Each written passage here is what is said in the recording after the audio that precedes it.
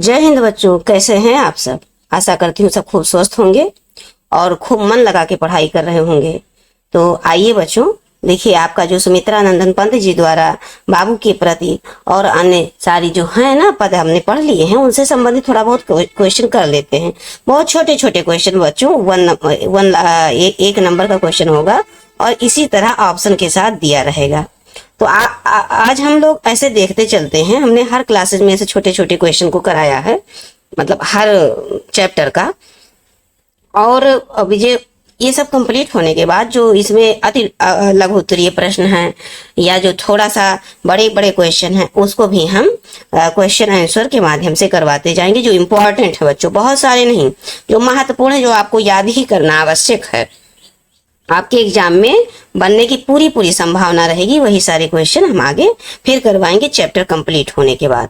तो आइए बच्चों, ये थोड़े से क्वेश्चन हम देख लेते हैं। देखिए, ये अब आपने जो क्या कहते हैं, इनका जो हमने जीवन परिचय समझा दिया है बच्चों पिछले क्लास में, उनको आपने अगर अच्छे से देख लिया तो देखिए आपको अभी आप क्वेश्चन आंसर सॉल्व कर लेंगे। सुमित्रा नंदन पंत का निधन कब हुआ है, यही सिंपल सा क्वेश्चन है। आपने जीवन परिचय पढ़ा होगा बच्चों, तो आपको पता होगा।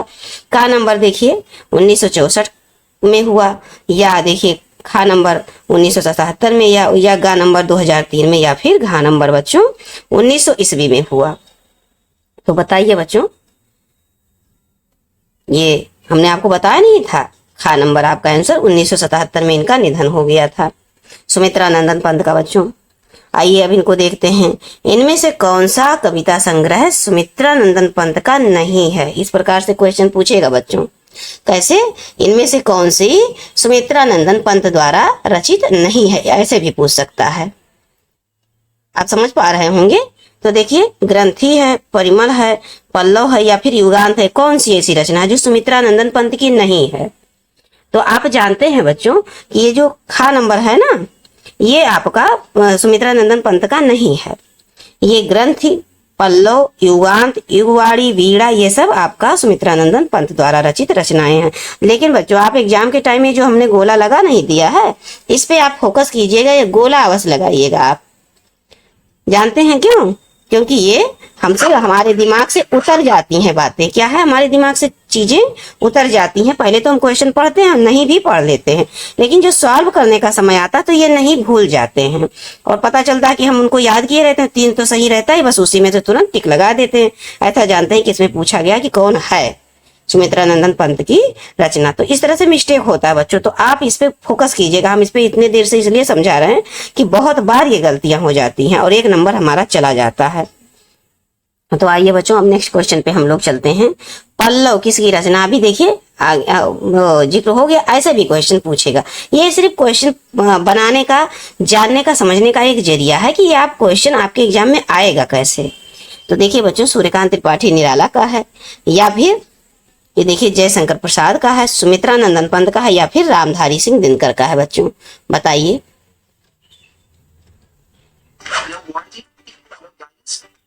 तो देखिए बच्चों, ये आप जानते हैं सुमित्रा नंदन पंत द्वारा रचित है। नेक्स्ट क्वेश्चन देख लेते हैं बच्चों। क्वेश्चन नंबर 4, सुमित्रा नंदन पंत को साहित्य अकादमी पुरस्कार मिला था, कब मिला था, किस पर मिला था, ये पूछ रहा है बच्चों। कला और बूढ़ा चांद पर, चिदम्बरा पर, लोकायतन पर, या ग्राम्या पर। तो ध्यान दीजिएगा बच्चों, यहाँ पर साहित्य अकादमी की बात कर रहे हैं। इनको कई पुरस्कार मिले थे बच्चों, लेकिन यहाँ पर साहित्य अकादमी की पुरस्कार की बात हो रही है। तो इनको कला और बूढ़ा चांद पर साहित्य अकादमी पुरस्कार मिला था, जबकि चिदम्बरा पर बच्चों इनको ज्ञानपीठ पुरस्कार मिला है। आइए नेक्स्ट क्वेश्चन पे चलते हैं। अब देखिए, ये मोस्ट इंपॉर्टेंट क्वेश्चन है, बन सकता है। इसमें से सारे क्वेश्चन इंपॉर्टेंट ही हैं बच्चों। और प्रकृति के सुकुमार कवि किसे कहते हैं? प्रकृति का इन्होंने बहुत ही मनोरम कई जगह वर्णन किया है, इसलिए इनको प्रकृति का सुकुमार कवि कहा जाता है। किसको बच्चों? जयशंकर प्रसाद को, सूर्यकांत त्रिपाठी निराला को, महादेवी वर्मा को, या फिर सुमित्रा नंदन पंत को। तो आप जानते हैं बच्चों, सुमित्रा नंदन पंत को प्रकृति के सुकुमार कवि के नाम से जाने जाते हैं। अब आइए बच्चों, नेक्स्ट क्वेश्चन देखते हैं। क्वेश्चन नंबर 6, चिदम्बरा पर सुमित्रा नंदन पंत को कौन सा पुरस्कार मिला? साहित्य अकादमी पुरस्कार मिला, भारत भूषण पुरस्कार मिला, ज्ञानपीठ पुरस्कार मिला या सरस्वती पुरस्कार मिला? अभी हमने आपसे जिक्र किया बच्चों कि चिदम्बरा पर इनको ज्ञानपीठ पुरस्कार मिला है। आइए बच्चों नेक्स्ट क्वेश्चन को देखते हैं। इनमें से किस पत्रिका का संपादन सुमित्रा नंदन पंत ने किया? प्रतीक का, सारिका का, रूपाभ का या फिर दिनमान का? बताइए बच्चों। तो आप जानते हैं कि इनकी जो पत्रिका रूपाभ है उनका प्रकाशन इन्होंने ही किया था। रूपाभ पत्रिका का प्रकाशन सुमित्रा नंदन पंत ने किया। आइए बच्चों नेक्स्ट क्वेश्चन को देखते हैं। पंत जी को किस रचना पर सोवियत लैंड नेहरू पुरस्कार मिला? हमने आपसे जिक्र किया था बच्चों कि इनको कई प्रकार से पुरस्कार मिले थे। तो कला और बूढ़ा चाँद पर भी मिला, चिदम्बरा पर मिला। अब ये देखिए कि किस पर इनको, ये देखिए सोवियत लैंड नेहरू पुरस्कार, ये देखिए बच्चों। तो बताइए उत्तरा पर मिला, लोकायतन पर मिला या पल्लो पर मिला या फिर बच्चों देखिए घ नंबर ग्रंथि पर मिला? तो हमने आपको बताया, आप देखिए जीवन परिचय में हमने आपको डिटेल समझाया है कि लोकायतन पर इनको ये सोवियत लैंड नेहरू पुरस्कार मिला था। आइए बच्चों नेक्स्ट क्वेश्चन पे हम लोग चलते हैं। सुमित्रा नंदन पंत की पहली कविता बच्चों, देखिए पहली कविता, ये सब इंपॉर्टेंट होता है। परिवर्तन है, नौका विहार है, गिरिजे का घंटा है या बापू के प्रति है बच्चों? तो हमने जिक्र किया है कि गिरिजे का घंटा इनकी पहली कविता है सुमित्रा नंदन पंत की। आइए बच्चों नेक्स्ट क्वेश्चन पे चलते हैं। परिवर्तन किस कवि की रचना है? परिवर्तन किस कवि की रचना है? निराला की है, रत्नाकर की है, धूमिल की है या फिर सुमित्रा नंदन पंत की है? तो आप जानते हैं बच्चों परिवर्तन को हमने डिटेल समझाया भी है। तो ये परिवर्तन सुमित्रा नंदन पंत की है। इसमें क्या कहते हैं, जो परिवर्तन है उसके बारे में प्राचीन युग और जो वर्तमान युग के जो परिवर्तन है उनके बारे में डिटेल इन्होंने खूब अच्छे से समझाया है।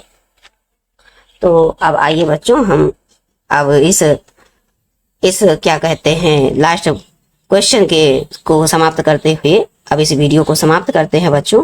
और वीडियो आपको समझ में आए तो आप लाइक करिए बच्चों, अपने फ्रेंड सर्कल में शेयर कीजिए। और ये चीज़ें आपको पढ़ना ही है बच्चों। देखिए हम आपको एक टिप्स बताते हैं, लगभग हर क्लासेज में थोड़ा थोड़ा टिप्स बताते जाएंगे बच्चों। ये आप दिमाग में रखिए कि यदि आपको वास्तव में सफल होना है बच्चों तो आपको नियमित अध्ययन करना पड़ेगा, मतलब निरंतर पर डे आपको पढ़ना पड़ेगा। थोड़ा पढ़िए, कभी ज्यादा पढ़िए, कैसे भी पढ़ते रहिए, बस पढ़ना ही है आपको। तो देखिए बच्चों चलते रहना हमारा सदा काम है, ठीक है, हमको निरंतर चलते ही रहना है। और आज के जो आज और दूसरा टिप्स ये है बच्चों कि जो आज का अध्ययन है ना इसको कल पे टालने की आदत छोड़ दीजिए, एकदम से त्याग दीजिए।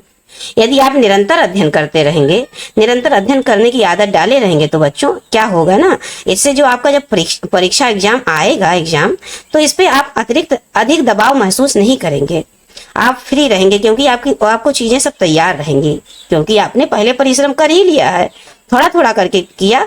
लेकिन बच्चों बूंद बूंद से ही घड़ा भरता है। आपने थोड़ा थोड़ा पढ़ के एग्जाम के टाइम में बहुत सारे ज्ञान को अर्जन कर लिया। अब उस समय आपको क्या, मात्र आपको रिवीजन करना रहेगा। 2 से 4 बार रिवीजन कर लेंगे आप 101% अच्छे से सारे क्वेश्चन को सही करके आएंगे। तो यही हमारा इस टिप्स के साथ हम बच्चों आज इस वीडियो को समाप्त करते हैं। मिलते हैं नेक्स्ट क्लास में। जय हिंद बच्चों।